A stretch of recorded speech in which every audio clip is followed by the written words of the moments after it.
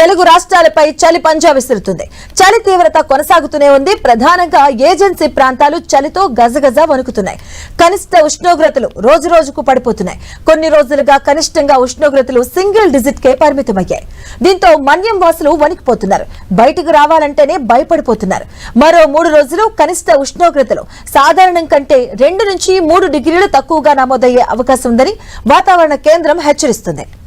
ఈశాన్య దిశ నుంచి వీస్తున్న గాలుల వల్ల తెలంగాణ రాష్ట్రంలో చలి తీవ్రత పెరిగిందని హైదరాబాద్ వాతావరణ కేంద్రం తెలిపింది.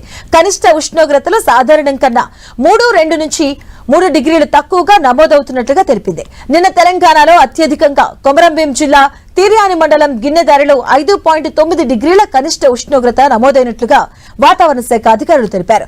సంగారెడ్డి జిల్లా కోహిల్లో 6.2, రంగారెడ్డి జిల్లా మొయినాబాద్ లో 7.5, వికారాబాద్ జిల్లా భీంపూర్ లో 7.9, కామారెడ్డి జిల్లా జుక్కల్లో 8.2, నిర్మల్ జిల్లా పెంబిలో 8.8, నిజామాబాద్ జిల్లా సలూరులోని 8.8, రాజన్న సిరిసిల్ల జిల్లా గంభీరావుపేటలో 9.1, ములుగు జిల్లా తాడ్వాయిలో 9.2, అలాగే మంచిర్యాల జిల్లా జైపూర్ లో 9.3 కనిష్ట ఉష్ణోగ్రతలు నమోదయ్యాయి.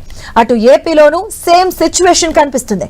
ఉష్ణోగ్రతలు దారుణంగా పడిపోతూ ఉన్నాయి. తెల్లవారుజామున రోడ్లపై పొగమంచు దట్టంగా అలుముకోవడంతో వాహనదారులు తీవ్రంగా ఇబ్బందులు పడుతున్నారు.